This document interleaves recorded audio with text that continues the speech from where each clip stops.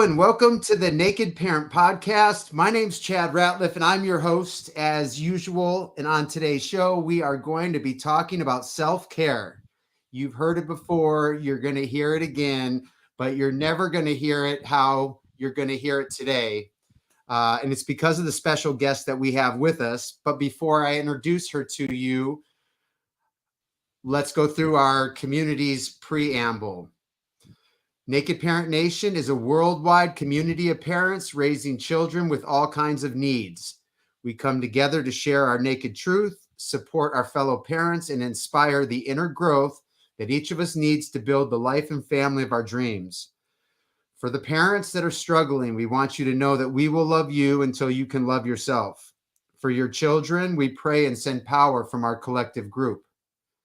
As we come to understand our divine nature, we realize that there's no need to feel sorry for ourselves, feel angry, or feel lack. We come to understand that our feelings of limitation and separation are only in our minds. Through self-realization, we expand our consciousness so that the challenges that perplex us today dissipate one by one until we're able to see and experience gratitude and beauty in everything just as it is. We have the power to create any kind of life we want for ourselves and our families. We do this by living in the naked present moment, one day at a time. Esther and Jerry Hicks call it the science of deliberation, and we call it the answer to all of our prayers. So let's continue this journey with a short breathing exercise. And if we want to have the good posture and sit up straight, and we want to just find that place of peace and tune out the rest of the world. And lightly close your eyes and then raise your gaze to that third eye center in the middle of your head, somewhere above or between your eyebrows. And sit there. And we're going to start by inhaling and tensing our body. And we're going to hold it. And then we're going to exhale and release and let all the tension go away. And we're going to do that 4 times. So inhale, tense your body and hold it.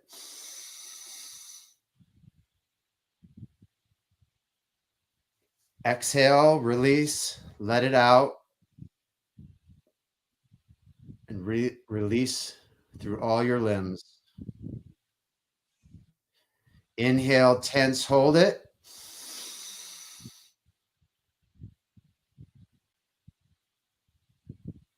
And exhale, relax.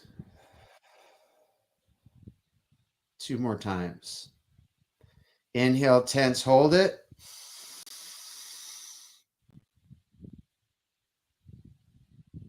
Relax. On this last one, inhale, tense, and hold it as long as it's comfortable for you. Inhale, tense, hold it.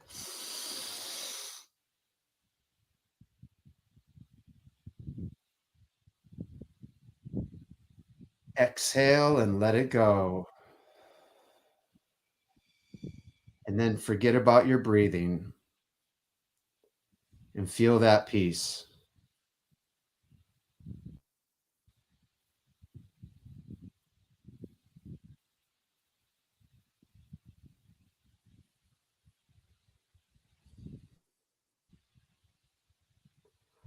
We're going to do one more breathing exercise before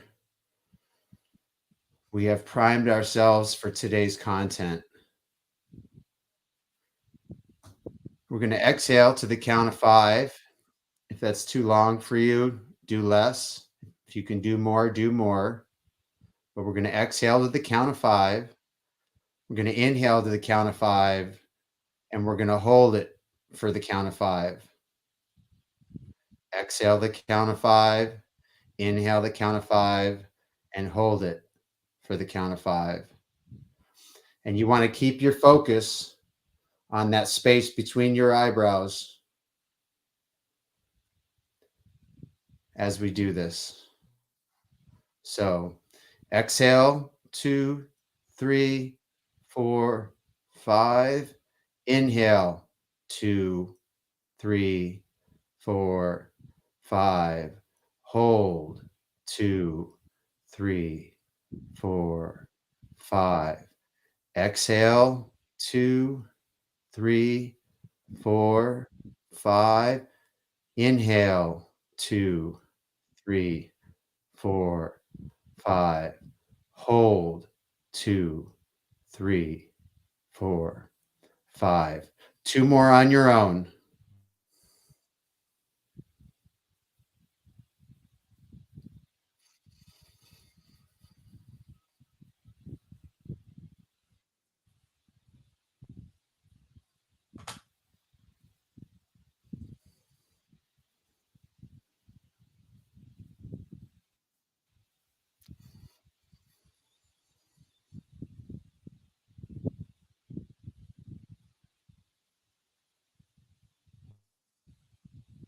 And release and let it all go. Forget about your breath for a minute. Keep that focus on that third eye center and just sit in the peace.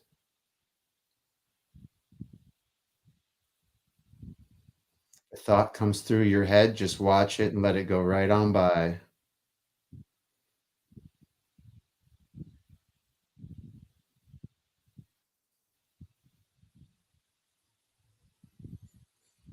It's in this space and in this practice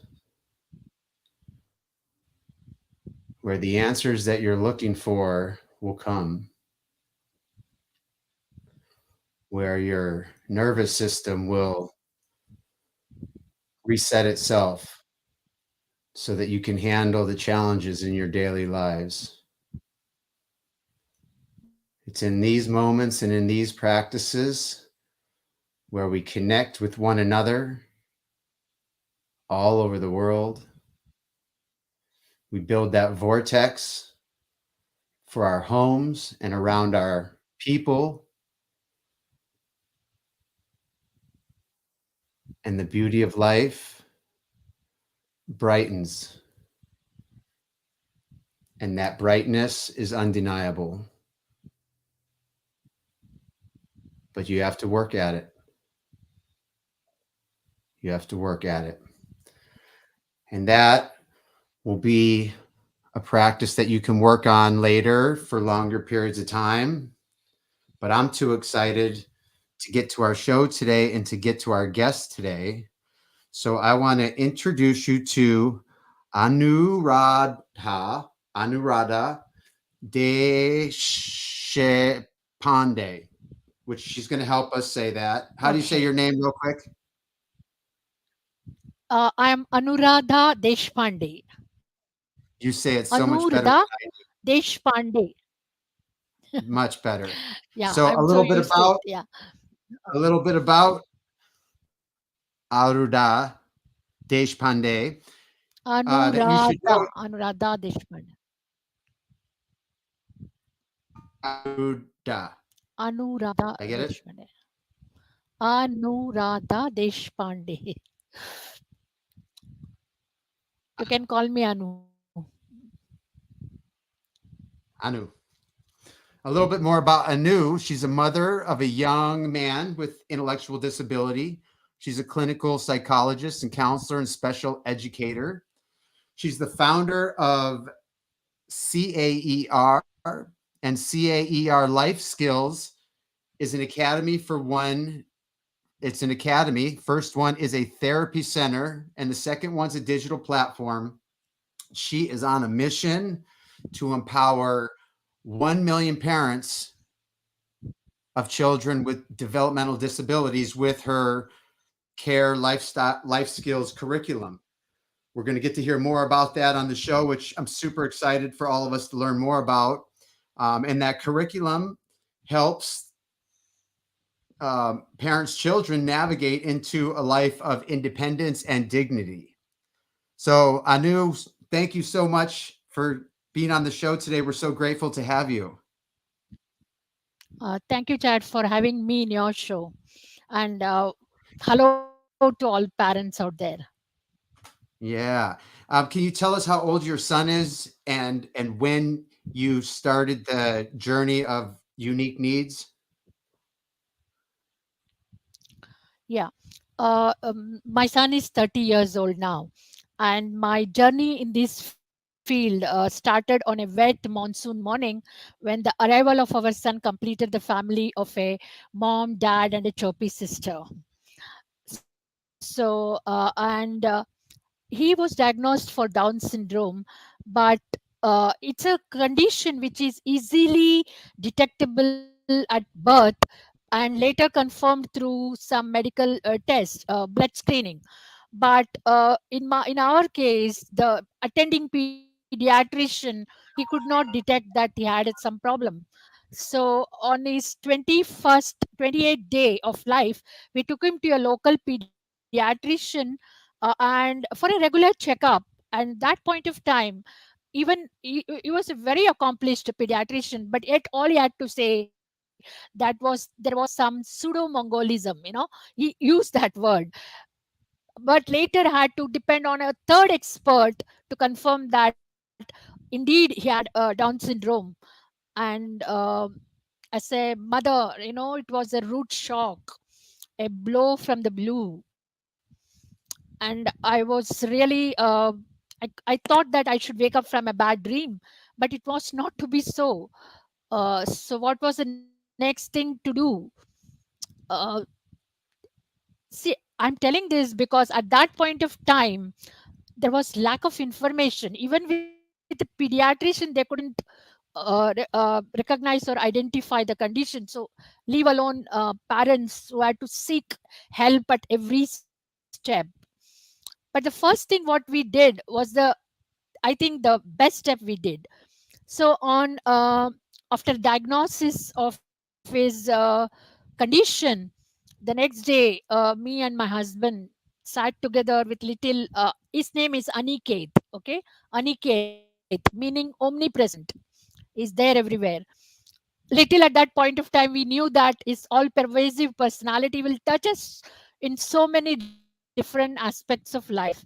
So we took little Aniket between us, and we cried all night. But at the crack of dawn, we decided there were so many questions coming to our mind. What are we going to do with this child? How are we going to bring him up? What are going to be the challenges, and what will be his future? But at the crack of dawn, we decided that he's our child. I'm getting goosebumps talking to you about it.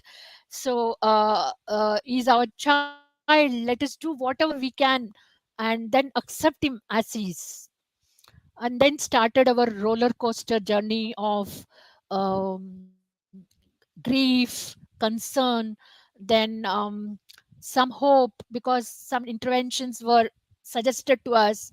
Then we had some moments of joy, and then expectations and more expectations from that. Little problem like feeding became such a great issue for us. But looking at the way he was growing, all those problems melted away. And then finding our pediatrician suggested that he should have a good therapist, occupational therapist, and speech therapist. But that point of time it was unheard of. Special educators, and they were unheard of. So I ran from pillar to post everywhere to find someone. But when he was 2, he got a speech therapist, and when he was 4, he got a services of a special educator. And he was thriving. He was, because of the help we got at that point of time. But little I knew that I could have done better at that point of time by not stressing him so much into all those special education, because 4 hours he used to attend special education, then he used to go to neurotypical regular mainstream school. It was so much of stress for him. I didn't know about that. I thought that was the best thing to do. But the educator who worked with him for the longest time, she said that he's the best student I've ever come across, because he was learning something, adapting it, and applying it, and learning further. So his learning was very robust. He had a very good schooling. And then when he was 10 years old, he wanted to be a part of a karate camp to be with his sister. but parents objected to it. Many other neurotypical kids parents objected to it. They said that he cannot be in our team, but the sensei stood for him. He said that he's such a good boy, he's doing well, let him be. And that gives us hope that somebody is there for us. Then when he was 10 years, he, as a teenager, he was very humorous and full of witty. And then he used to work on computers so many times on his own. He has learned all those things, and he used to play all strategic games like Harry Potter series and Max Payne and all those things where typical kids used to play, and invariably used to get stuck at some point of time, and he will call out, "Mama, help me!" But I was not a game savvy or not a tech savvy at that point of time, so I couldn't help him. So he will play for 2 3 days, and he will struggle, and then one day he will shout out, "Mama, I bingo, I did it!" And I used to be happy for him. And then he used to like one special Bollywood hero so much that he wanted all the awards to go to him.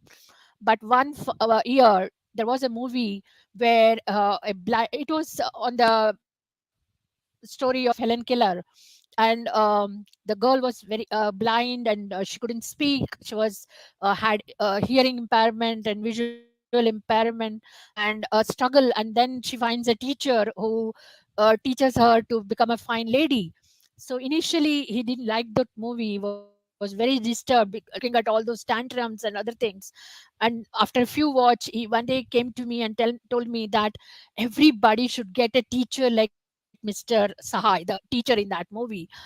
Such was his empathy, such was his understanding, such was his knowing the world around him. What more I could have asked for from my child, right? So Right. but all this could happen only because on that night, me and my husband decided to accept him as he is, so that we could find solution ahead of it. But all this time I was just a parent. And I was a very dedicated parent, and I used to attend all the therapy sessions, and I used to work on that. Everything was happening very well. And at that point of time, my daughter, who is 4 years older to him, she is a very bright kid even today. And she had a lot of aspiration, one day to become a astrophysicist, someday to an environmentalist, so much so. And then at one point of time, she came to me and she said that, "Ma, I want to become a special educator." And I thought it's a passing phase. But on her 10th standard examination, after results, she came to me and she reiterated her wish that she wants to become a special educator. And I said I dissuaded her. I thought she's getting influenced by her brother. So I told her, "Ki, don't worry about him. You pursue your aspirations. We are there as parents to take care of him."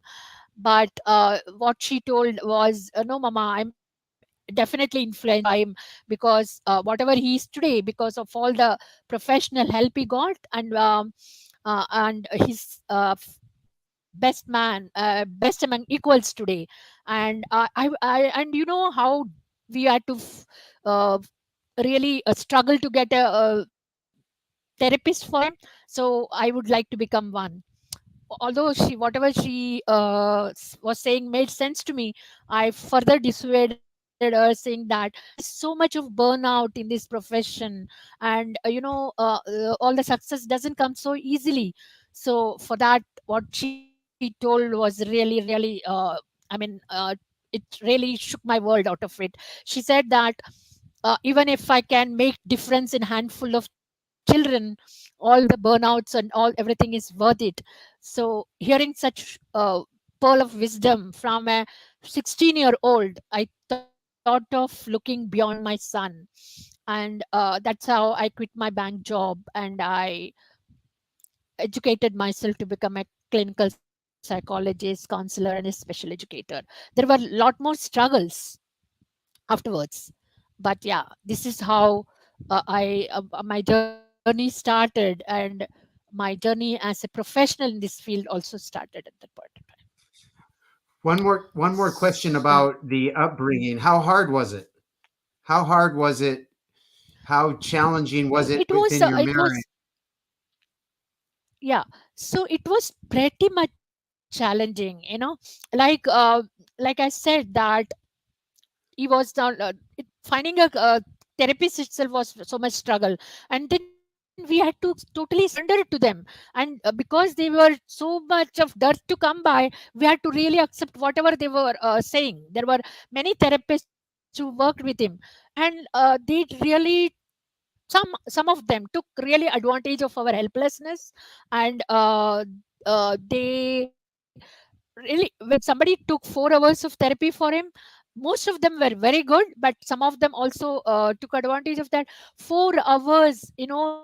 That small kid used to wake up at 7 in the morning and go for therapy, and come back from there and go to a mainstream school. And even in school, mainstream school, he was there were no special educators, no counselors.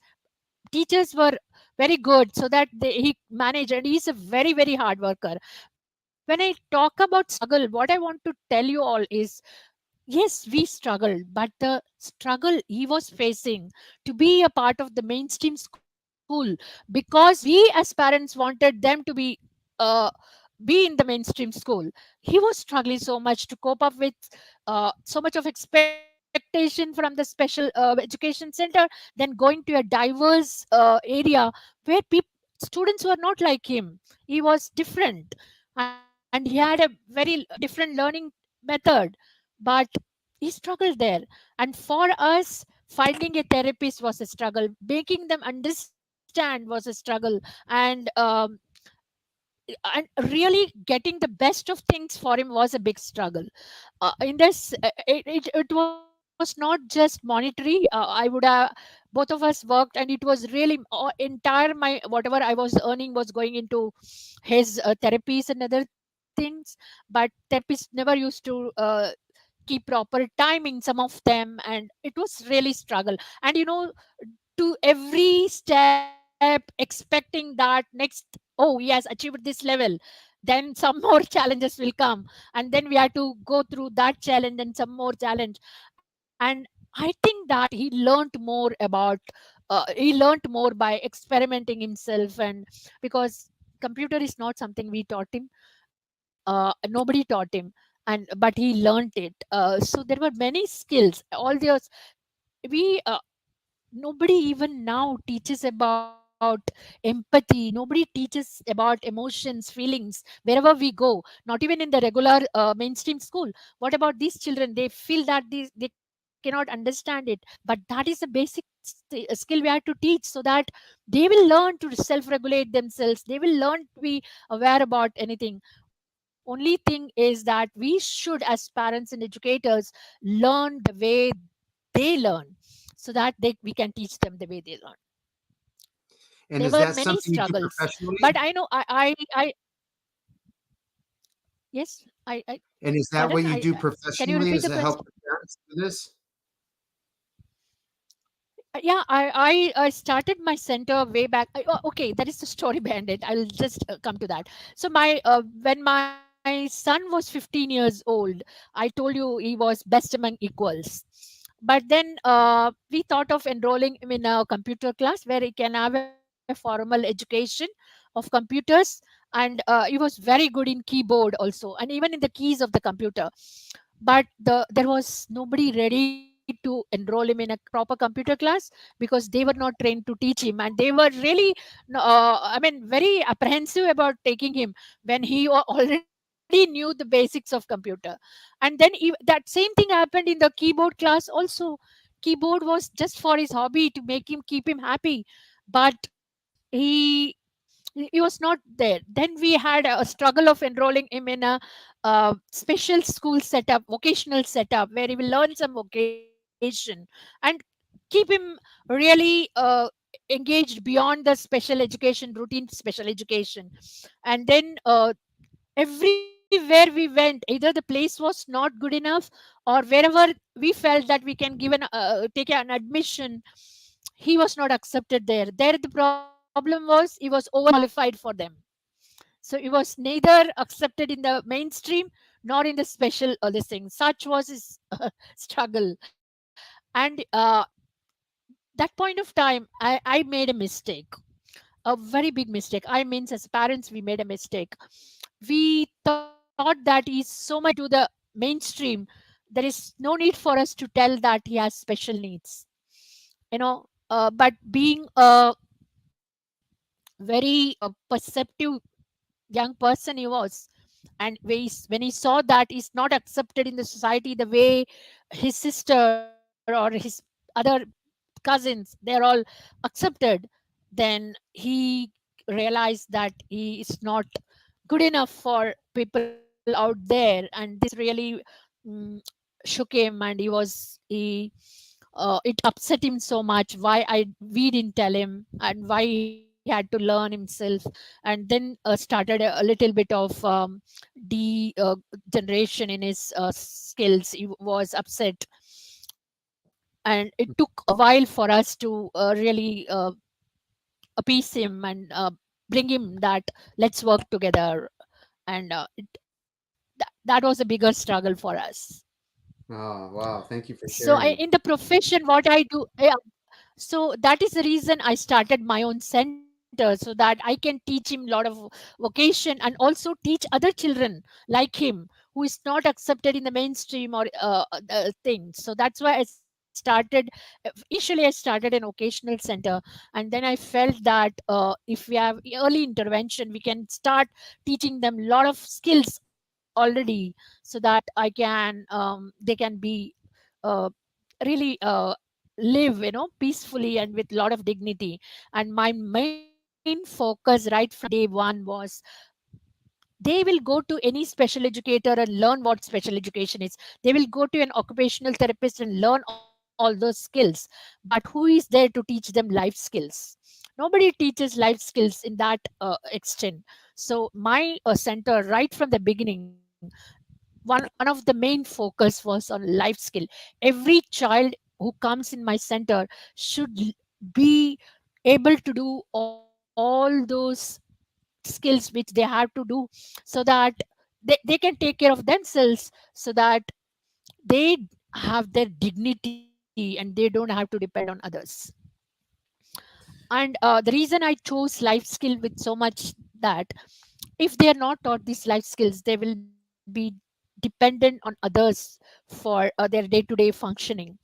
And imagine the kind of strain it puts on their dignity, because most of these skills are to be done in the privacy of their own bathroom or uh, bedroom, or they have to dress themselves as this thing such as self-care. So if the strain on their dignity, if somebody has to do it for them all the life. And imagine the strain on parents too, like grown up children, if they have to do all this thing, which is kind of so much of physical, emotional, and even economic strain on them if they have to do it. And the worst part I imagined in my context, in Indian context, I'm telling that when the parents get older, we as parents are always over indulgent with our children.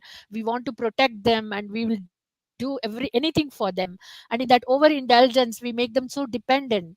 And then when we are not in a position to help them, when we grow old and we are not able to do such things, then what we do is either give them to a caregiver or enroll them in a rehabilitation center or a home for children with disabilities. I cannot comment on such institutions anywhere else, but in India, it unfortunately it has not evolved so much. So I feel that from the best protected environment, they have to go to a least protected environment, which is not at all conducive for their own self, emotional self, and dignity. So that's the reason, if they are taught life skills, then they can, even if they have to go to residential home, they can do their own things, right? They don't have to depend on others. So that is the Can idea you explain? behind so much emphasis on life skill. Can you explain what it looks Yes. like when somebody comes to your center? I mean, like, do you have sinks where you're teaching people how to brush teeth? Like, What does it look like when people come to your center? Yes, like, yeah, see, apart from all the other therapies, we have got all therapies. One portion of their curriculum is kept for life skills, where we have their own kits there, kits all proper, right from brushing and thing to even shaving and everything. All everything is there, and they all we teach them step by step how to brush their teeth, even taking care of their we go up to taking care of their menstrual hygiene, and we also teach them how to manage puberty when it comes there, how to manage along with parents. We train them all these skills so that they are going to grow like anybody else, and they are going to encounter all these issues as any neurotypical kid. So they should be able to know what's happening to their body, what's happening to them, and how they are going to address those issues when they face with it. So we do step by step according to whatever the child is capable of doing. We build their skills step by step, so that we train them to the extent that they learn vocation themselves, so that they can at some point of time they can not only be economically independent, but also they can support somebody around them. That Excellent. is how we do. So if my son came to your center, would he get assigned a therapist that would help start taking him around the center to learn these skills, or would they go to our house to work on the life skills? How does that work? Yeah, see, I actually they come to our center and we teach the life skills to them at the center, and also we teach the parents so that they can generalize these skills at home too. So just learning at the center is not enough. They should be able to do at home and other places. So we teach parents. This was the thing happening till the pandemic, and during the pandemic, of course, we all know that everybody suffered, but our children was the most sufferers because they could not get therapies because of the lockdowns and other thing. So that point of time, I decided to come out with a digital course on life skill, which is in the form of course, community, coaching, counseling, everything as a bundle.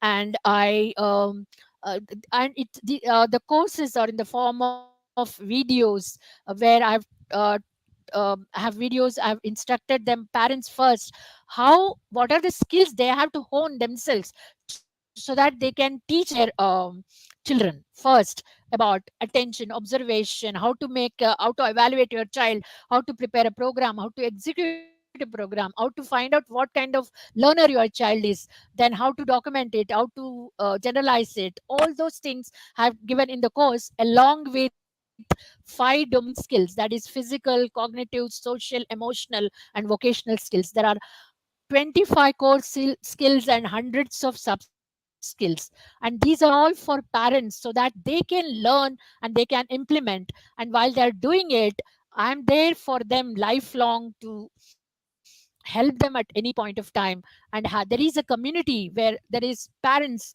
who help each other. And every week I go on to them, and I also conduct a lot of challenges where I help them to build these skills in them so that they can teach their children with a small frame of time.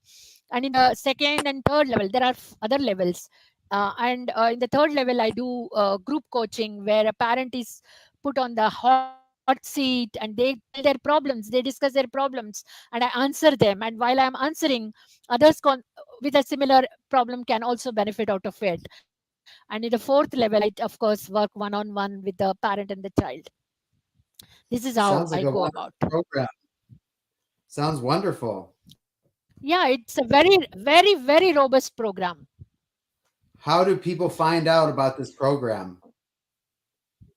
That is why, yeah, I see, that is why I go to a lot of groups. And my uh, uh, the people who will benefit from a course are on Facebook and are also on YouTube. So what I do, recently I launched this course, so I go to all the several groups out there and I answer their questions. Simply I answer those questions, whatever they are having their doubts, without even telling about my products. And then when they get so much value, they they approach me and ask them, and then I give them a one-to-one meeting, and then we discuss there, and that's how. See, my intention is people have to benefit out of it. That's the main intention. That's so I go about like that. That is why somebody from your this thing center, I think she found out. I was answering some questions, and she found out me. That's how we got connected, and here I am. Awesome. Yeah. So I'd like to put something in the show notes after the show on how people can reach out to you to learn more about your program, to Mhm. have that meeting with you so that they can understand if what you're providing is what they're looking for. Because most of us are out here knowing that there's something we need to be doing, but not knowing what it is to do. And it sounds like you have a Exactly. program Exactly. that That's can the reason. help people have something to do that's positive for their Mhm. families. That's right. That's the actual intention of me coming out with this program. Parents, and I feel that parents are the best teachers possible, because life skills are something to be taught at home. That's the best way. And parents don't know how to go about it. That's why I step by step I guide them in the first 3-day course, and then I give them all these things as bonuses. I will Great. definitely send you a link so that you can circulate with your parents. Have Yeah. you done the program long enough to have testimonials or any success stories to share, or is it brand new? Yes, yes, yes, yes. I have a lot of testimonials. I have a trust pilot Anyone that review. comes to There mind are that's some few, and I have a lot of earlier? us. I will send you those testimonials also along with the Perfect. link. Yeah. Perfect. Well, So it's inspiring to talk. Go ahead. no, I just said that I will give a link to my website and everything I'll give, so that you can have a go and check out this thing. I am Perfect. in this disability field for last 30 years. So I have Nice. that experience in that, and I've selected only life skill. So that, yeah. I can feel your energy. I'm Yeah. And inspired by talking. I'm inspired so by I talking will to give you. you a link to my Facebook. I will also give a link to my Facebook group, where I do a live every day, talking about whatever issues the parents face, that I do every day. I go live on my Facebook group. It's a small group now, but yeah. It's going to grow. I It's going to see. I grow now. have. I, yes, it has to grow, because I have to reach out to 1 million parents, so it has to grow. It's going to My grow mission. now. I can't rest until I do that. Yeah. Yeah. Well, I'm I ready appreciate to I expand my appreciate family. everything you're doing. I appreciate everything you're doing. Yeah. I'm excited to learn more about it. You Yeah. inspired Thank you. me Thank you so today, much. and you're serving the population Thank that you so I'm much. trying to serve. And together, hopefully, we can reach all these parents that are lost out there with beautiful Yes. children that they have no idea what to do with. And we can get them Absolutely. connected Absolutely. in programs like yours or others so that we can Yes. enjoy this life, because I Yes. believe this life was meant to be enjoyed. And I think all too often Absolutely. the challenges that we are faced with when we realize we have special needs children, and the challenges that comes with that, for a lot of people like myself in the beginning, knocks us down, and it's hard to get back up. And programs like yours help people get back up and thrive. And for that, I'm grateful to have met you and to share your story. Thank you so And much. for all the listeners out there in Naked Parent Nation, we're going to put the link in the show notes after the show. Reach out and find out if it's the Yes. fit for you. And if it's not, it sounds like Anu has a wealth of experience and knowledge that if her program's not the right fit for you, she's going to help you figure out what a good next step is. And this whole journey is about taking the next right step. Yes. True. Anything else you'd like to Thank you say so before much. we Yeah. part ways for now, Anu? Yeah. Only thing is, just want to say that our children are beautiful and talented, and they are very unique. unique. So it is the misconception, misinformation, and lack of knowledge of society which has marginalized them. But we as parents and educators, we should rise for them and really make the world see what they are. That's the thing. I thank you so much for taking the time. I would Yeah, love to schedule a show down the road to just stay updated and continue doing this journey together and sharing what we're doing here and hearing what you're sure. doing and how we can make this world a better place. Yeah, sure. Sound good? Do you want me to put the link here? Do you want me to put my link here, You could or just email I it to can me send and it to you, my link? I'll put it in the Okay. show notes because Yeah, we'll edit the sure. show and then we'll put it in the show notes. Yeah. And we'll send you a copy of the Okay. edited That show. sounds right. Thank you so Okay. much for Thank being you on so the show, much. and we'll be in Yeah. touch, and we'll have you on the Thank show you. down in the future. Okay. Okay? I will be. It's my pleasure to be there. Thank you so much. Bye for now. Yeah. Bye.